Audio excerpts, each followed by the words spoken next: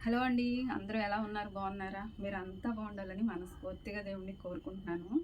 నా వీడియోస్ చూస్తూ నా ఛానల్‌ని సపోర్ట్ చేస్తున్న ప్రతి ఒక్కరికి పేరు పేరున కృతజ్ఞతలైతే చెప్పుకుంటున్నానండి.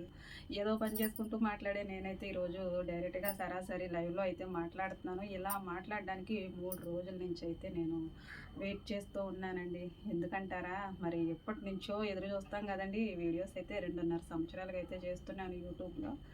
మరి తగిన సమయం అంటే ఏముంటుందండి యూట్యూబ్‌లో శాలరీ గురించి అందరూ వెయిట్ చేస్తారు కదా! నాకంటే ఎక్కువగా అయితే నా వీడియోస్ చూసేవాళ్ళు నాగమణికి శాలరీ ఎప్పుడొస్తుందా అని ఎదురు చూస్తూ ఉన్నారు నాకు తెలుసు. చాలామంది కామెంట్లు కూడా పెడుతూ ఉన్నారండి. శాలరీ వచ్చిందా? శాలరీ వచ్చిందా? అనేసి. ఇక రాలేదని చెప్పడానికి ఒక పక్కన మొహమాటంగా ఉన్నా కానీ చెప్పక తప్పదు కదండీ! మనము వెయిట్ చేయాలి, ఓపిక పట్టాలి, అలాగే కష్టపడాలి. ఈ 3 ఉంటేనే యూట్యూబ్‌లో అనేది సక్సెస్ వస్తుందని నాకు ఇప్పుడు అర్థమైందండి. నేను యూట్యూబ్ ఛానల్ స్టార్ట్ చేసి అయితే 2.5 సంవత్సరాలు అవుతుంది. 2024లో స్టార్ట్ చేశాను. ఇంకా నా యూట్యూబ్ గురించి మరి కొన్ని విషయాలైతే మీతో చెప్పుకుంటాను. మనం పడిన కష్టం అనేది ప్రతిఫలంగా మన ముందుకొచ్చినప్పుడు, మనం ఫేస్ చేసిన అనేకమైనటువంటి ఆహ్, బాధలు, కష్టాలనేవి ఉంటాయి కదండీ! వాటన్నిటిని కూడా మీతో షేర్ చేసుకుంటాను. శాలరీ అయితే మొన్నటి వరకు రాలేదు కానండి. శాలరీ వచ్చి 3 రోజులైతే అవుతుంది. ఈ నెలలోనే వచ్చింది. లాస్ట్ మంతే రావాలి. మే నెలలోనే రావాలి 21కి. కానీ అది మిస్ అయ్యి మరలా జూన్ నెలలోకైతే వాయిదా పడింది. ఇక జూన్ 21నైతే ఈ శాలరీ అనేది వచ్చింది. అందరికీ తెలిసిందే, నా వీడియోస్ చూసే వాళ్ళకి అర్థమవుతుంది. మాదైతే కొద్దిగా పెద్ద ఫ్యామిలీయేనండి. మరి ఫ్యామిలీని మొత్తం చూసుకుంటూ యూట్యూబ్‌తోని కుస్తీలు పట్టాలంటే అది జరిగే పని కాదు. ఫ్యామిలీ ముందు కదండీ మరి. మా బోటి పల్లెటూరోళ్ళం ఏంటంటే ముందు ప్రిఫరెన్స్ అయితే ఫ్యామిలీకి ఇచ్చుకోవాలి. లేదంటే మరి ఇంట్లో మరి అన్నీ కావాల్సినవన్నీ చూసుకునేది నేనే అయినప్పుడు నేను యూట్యూబ్‌తో కూర్చుంటే మరి అవ్వదు కదండీ పనైతే. పనైతే టైంకి చేసుకోవాలి. దాంతో పాటు వీడియో తీసుకోవాలి. ఈ యూట్యూబ్ టైం అంటూ ఒకటి ఉంటుంది కదండీ మనకి డైలీ. ఆ టైంకి అయితే అప్లోడ్ చేసుకోవాలి. ఒకరోజు అరగంట ముందు, ఒకరోజు అరగంట లేటు అలా పెట్టేదాన్ని వీడియోస్ అయితే. ఒక క్రమమైన పద్ధతిలో మనమైతే టైం మెయింటైన్ అనేది చేసుకుంటూ వీడియోస్ పెడితే సక్సెస్ అనేది వస్తుందేమో బహుశా. నేనైతే ఏ రోజుని టైంకి వీడియో పెట్టలేదు. అదే నా మైనస్ అనమాట. షార్ట్‌లు, లాంగ్ వీడియోస్ ఏవైనా సరే మనం టైంకి ఏ టైంకి పెడుతున్నామో అదే టైం మెయింటైన్ చేసుకుంటూ పెట్టాలి. కొత్తవారికి నేను చెప్పేదేంటంటే డైలీ పెట్టకపోయినా రోజు విడిచి రోజు వీడియో పెట్టినా పర్వాలేదు గానీ ఒకే టైంకి వీడియో పెడితే మనకి కాస్తంత ప్లస్ అవుతుందండి. ఇంకా నేను యూట్యూబ్‌లో వీడియోస్ ఇలా చేస్తూనే ఉన్నాను. 3 ఏళ్లుగా 3000 మంది సబ్స్క్రైబర్స్ అయితే నాకు రాలేదు. ఇదైతే మరి ఎంతో బాధొస్తుంది. కానీ ఒక పక్కన సంతోషం అయితే వస్తుందండి. ఎన్నో వేల మంది సబ్స్క్రైబర్స్ ఉన్న వాళ్ళకైతే శాలరీ రాలేదు. 3000 మంది కూడా లేకుండానే నాగమణి ఇలా మనీ ఎర్న్ చేసిందని ఒక పక్క నుంచి అయితే సంతోషంగా ఉంటుంది. నేను యూట్యూబ్‌ని ఎప్పుడు కూడా సీరియస్‌గా తీసుకోలేదు. తీసుకునుంటే మంచిగా ఫలితం అనేది ఉండేదేమోనండి. నేను సీరియస్‌గా ఫ్యామిలీని తీసుకుంటాను గానీ యూట్యూబ్‌ని తీసుకోలేదు. యూట్యూబ్‌ని నేను నాకు పైనయిన వెంటనే యూట్యూబ్‌లో వీడియో పెట్టుకోవడమే నాకు తెలుసు కానండి. ముందు ఫ్యామిలీని నెగ్లెక్ట్ చేయకుండా ముందు ప్రిఫరెన్స్ ఫ్యామిలీకి ఇచ్చేదాన్ని. ఇంకా నా వీడియోస్ చూసైతే చాలామంది మంచి మంచిగా కామెంట్లు పెడుతూ అక్క నీ వీడియోస్ బాగుంటాయి అనేసి నాకు ఎంతగానో సపోర్ట్ చేశారండి. వాళ్ళందరికీ కూడా పేరు పేరున నేను రుణపడి ఉంటాను. కృతజ్ఞతలైతే చెప్పుకుంటున్నాను. నన్ను సపోర్ట్ చేశారు. నన్నుగా ఇష్టపడ్డారు. నన్నుగా సపోర్ట్ చేశారు. ఇంకా నేను వీడియోస్ అయితే ఎప్పుడూ కూడా వ్యూస్ కోసం ఏదో చేయాలన్న ఆరాటం అయితే నాకు లేదండి. నేను ఒక హౌస్ వైఫ్‌గా ఇంట్లో ఎలా ఉంటానో అలాగే వీడియోస్ చేస్తాను. తప్పితే ఇక రెండో విధంగా వీడియోస్ చేయాలని ఎప్పుడు అనుకోలేదు. షార్ట్ చేసినా, లాంగ్ వీడియో చేసినా నేను ఇంట్లో ఏ విధంగా ఉంటానో అదే విధంగా అయితే స్క్రీన్ మీద కనపడుతూ ఉంటాను. ఇంకా వీడియోస్ అయితే చేస్తాను. నా డైలీ రొటీన్ మనం ఇంట్లో ఎలా ఉంటాము, బయటికెళ్ళినప్పుడు ఒక విధంగా ఉంటాము, ఇంట్లో ఉన్నప్పుడు ఒక విధంగా ఉంటాం కదండీ! అలాగే నేను ఇంట్లో ఎలా ఉన్నా సరే నేను వీడియో అయితే కంటిన్యూ చేసేసేదాన్ని. మన రియాలిటీ నచ్చిన వాళ్ళే మనల్ని చూస్తారు. అలాగే మన వీడియోస్‌ని అయితే సపోర్ట్ చేస్తారు. అలాగే అనుకున్నాను. మరి ముందుగా మనం వీడియోలు చేసేటప్పుడైతే ఎవరు కూడా మనకు సపోర్ట్ చేయరండి. మనం ఎవరికీ తెలీదు కదా! రాను రాను మన వీడియోస్‌కి అలవాటైన వాళ్ళైతే మనల్ని మంచిగా ప్రోత్సహిస్తూ ఉంటారు. అలాంటి వాళ్ళ ప్రోత్సాహం ఉంటే ఎన్ని వీడియోస్ అయినా చేయొచ్చండి. చాలా ధైర్యంగా అనిపిస్తుంది. వీడియో చూస్తారు, లైక్ ఇవ్వరు, అలాగే కామెంట్ కూడా చేయరు. అలాంటప్పుడైతే మనం వీడియో చేయాలన్నా ఇదైతే ఉండదండి. మనకి మంచిగా కామెంట్ పెట్టి ఎవరైనా మనల్ని సపోర్ట్ చేస్తూ ఉంటే ఇంకొక పని చేయాలనిపిస్తుంది. మనం చేసే పనిని ఎవరైనా కాస్తంత బాగుంది అన్నారనుకోండి, దాన్ని ఇంకా బెటర్‌గా చేయడానికి చూస్తాం కదా! అదేవిధంగా వీడియో ఇలా ఒక విధంగా చేసేసుకుంటూ వెళ్ళిపోతాం. దాన్ని బాగుంది ఇంకా ఇలా చేయమ్మా అని ఎవరైనా చెప్పారనుకోండి, మళ్ళీ వీడియోలో ఇంకో విధంగా చేయడానికి చూస్తాము. అలాగే నాకు ఎవరైనా సపోర్ట్ ఇస్తారేమో అని నేను గత 2.5 ఏళ్ళుగా చూస్తున్నాను. నాకు ఈ సంవత్సరంలోనే ఆడియన్స్ అంటే బయట నుంచి మనకి చూసేవాళ్ళు ఉంటారు. అంటే మనం యూట్యూబ్ చేసేవాళ్ళు అయితే ఎప్పుడు కూడా మన వీడియోస్ చూస్తారనే నమ్మకం అయితే నాకు లేదండి. ఏమో చూస్తారేమో కొంతమంది ఇష్టంగా మనల్ని, మన వీడియోస్, మన వంటలు ఏవైనా వాళ్ళకి కావాల్సి వస్తే చూస్తారేమో, మనల్ని సపోర్ట్ చేస్తారేమో. కానీ మనకి బయట ఆడియన్స్ అంటే ఎలాంటి వీడియోస్ చేయకుండా మనల్నిగా అభిమానించే వాళ్ళు కొంతమంది ఉంటారు. అలాంటి వాళ్ళ సపోర్ట్ కోసం అయితే నేను ఎదురు చూస్తూ ఉంటాను. మన వీడియోస్ వాళ్ళకి నచ్చినప్పుడు వారు ఇచ్చే సజెషన్స్, సలహాలు, సూచనలు ఇవన్నీ పాటించాలనిపిస్తుందండి. మీ అందరికీ కూడా నేను మళ్ళీ థ్యాంక్స్ అయితే చెప్పుకుంటున్నాను. ఎందుకంటే నన్ను ఎంతగానో సపోర్ట్ చేశారు. వీడియో మానేద్దాం అనుకుంటాను ఒక్కొక్కసారి నాకు అవ్వక పనితోటి. కానీ మరలా వీడియో కోసం ఒకళ్ళైనా ఇద్దరైనా వెయిట్ చేయకుండా ఉంటారంటారా అనిపించి అయితే అప్పటికప్పుడు నేను మరలా దాన్ని చేసుకుంటానికి చూస్తాను. వీడియో చేయడానికైతే నేను చాలా కష్టపడతాను. నేనేమీ అంత ఎడిటర్ని అయితే కాదండి. ఏదో నాకు వచ్చిన పాటికైతే వీడియో అయితే తయారు చేసుకుని వాయిస్ ఇచ్చుకుని దానికి థంబ్నెయిల్ కూడా ఇవ్వడం నాకు కరెక్ట్గా రాదు. మా అబ్బాయి సలహాతోటి అయితే మా అబ్బాయి నేర్పిస్తాడు నాకు ప్రతిదీ ఒక టీచర్ లాగా. మనం చదువుకున్నప్పటికీ కూడా ఏది ఎలా చేయాలో దాంట్లో కొంచెం టైం వెచ్చించితేనే కదండి నేర్చుకోవడానికి ఉంటుంది. అంత నేర్చుకునే టైం కూడా నాకు ఉండదు. ఇంట్లో నాకు ఫ్యామిలీ ముఖ్యం. ఎవరైనా అంతేనండి, ఫస్ట్ ప్రిపరేషన్ ఫ్యామిలీకి ఇస్తారు. కానీ పిల్లల్ని స్కూల్కి పంపించేసి హస్బెండ్ ఏమో ఏ పనికో ఏ ఆఫీస్కో పంపించేసిన తర్వాత ఇంట్లో పని చేసుకుంటూ వీడియోస్ తీసుకునే వాళ్ళు ఉంటారు. కానీ నాకైతే అలా కాదండి. పిల్లలు స్కూల్కి వెళ్తారు, ఆయన బయటకు వెళ్ళిపోతారు పనికి. తర్వాత ఇంట్లో మామయ్య గారు ఉంటారు, ఇంకా ఆడపడుచు ఉంటుంది, తను చూసుకోవాలి. అంటే కొంతమంది మరి కొంచెం పేషెంట్లుగా ఉన్నప్పుడు మరి వాళ్ళని మనం చూసుకోవాలి కదండి, వాళ్ళకి ప్రిఫరెన్స్ ఇవ్వాలి కదా.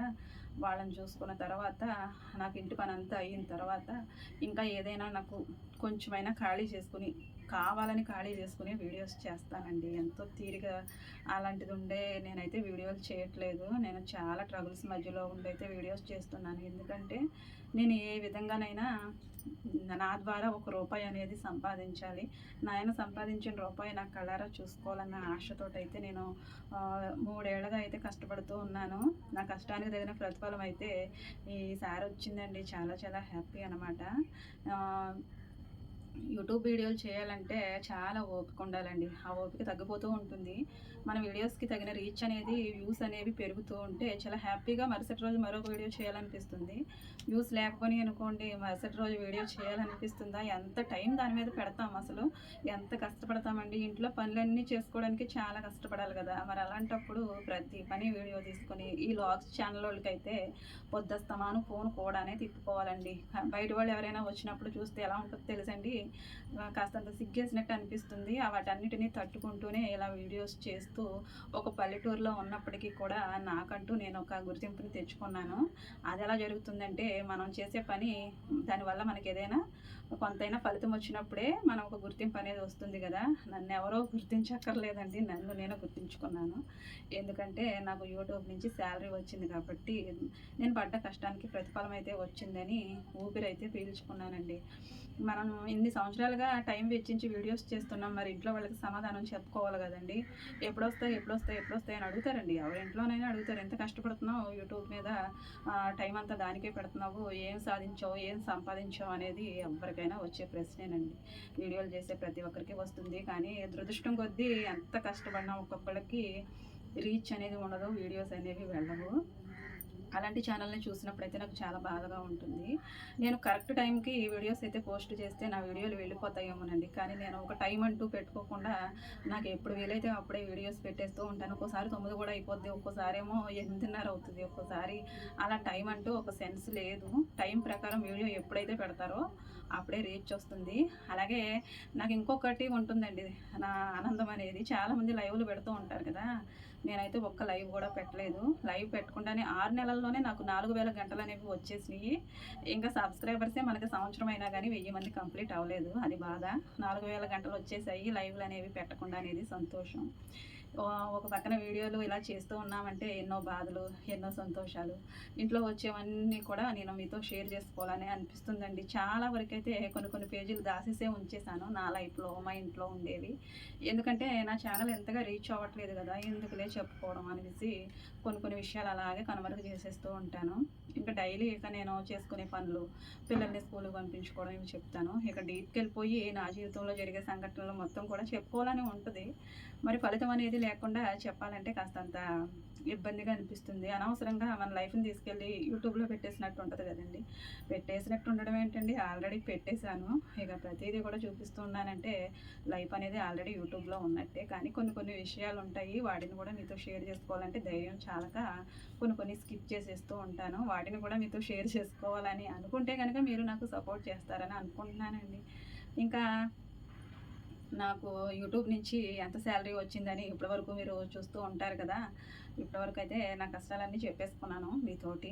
ఇక మీదట ఇలాగే నాకు సపోర్ట్ చేస్తారని కూడా అనుకుంటున్నాను. నాకు ఈ యూట్యూబ్ నుంచి శాలరీ రావడానికి ఎంత టైం పట్టిందంటే సంవత్సరం మీద ఒక 4-5 నెలలు పట్టిందండి. 2024 11వ నెల అంటే నవంబర్లో మానిటైజేషన్ అయ్యింది. మరి ఇది 2026 జూన్ నెలకైతే మనకి శాలరీ వచ్చిందండి. మధ్యలో ఎన్ని నెలలు ఉంటాయో నేను సరిగ్గా కూడా కౌంట్ చేసుకోలేదు. ఏమీ ప్రిపేర్ అవ్వకుండానే నేను మీ ముందుకు వచ్చేసి ఇలా మాట్లాడేస్తున్నాను. ఏం మాట్లాడానో ఏంటో కూడా నాకు తెలియదు. డబ్బులు వచ్చేసాయి అనేవి ఆకాశం అంత సంతోషం అయితే నాకు లేదండి, చాలా బాధే ఉంది. ఎందుకంటే సబ్స్క్రైబర్స్ 3000 మంది కూడా లేకుండా శాలరీ గురించి షేర్ చేసుకోవడం కాస్త ఇబ్బందిగా ఉంది. ఒక పక్కన సంతోషంగా ఉంది. ఎన్నో వేల సబ్స్క్రైబర్స్కి రాని సంతోషం దేవుడు నాకు ఇచ్చాడంటే ఒక పక్కన దేవునికి అయితే కృతజ్ఞతలు చెప్పుకుంటాను. తర్వాత మీరే కదండి నన్ను సపోర్ట్ చేసేది, మీతోనే నా సంతోషాన్ని అయితే షేర్ చేసుకుంటాను. ఇంకా ఇప్పటి వరకు బాగానే చెప్పేసావు, అసలు శాలరీ ఎంత వచ్చింది ఏంటనేది చెప్పవా ఏంటని మీరు అనుకుంటున్నారా? అదే చెప్తానండి. యూట్యూబ్ నుంచి శాలరీ ఎంత వచ్చింది అనేది డైరెక్ట్గా అయితే చెప్పకూడదంటండి. ఏంటో నాకేమో డైరెక్ట్గా చెప్పేయాలనిపిస్తుంది, డైరెక్ట్గా చెప్పకూడదంట. అందుకని మరి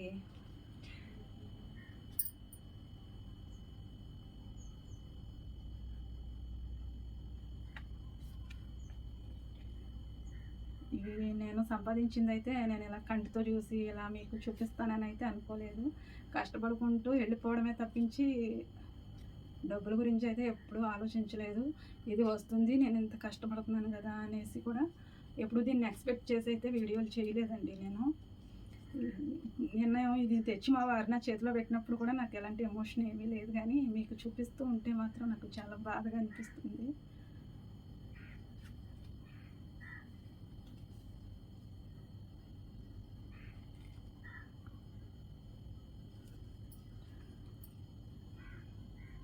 నా బాధ అయినా సంతోషమైన ఇక నుంచి మీతోనే షేర్ చేసుకుంటాను.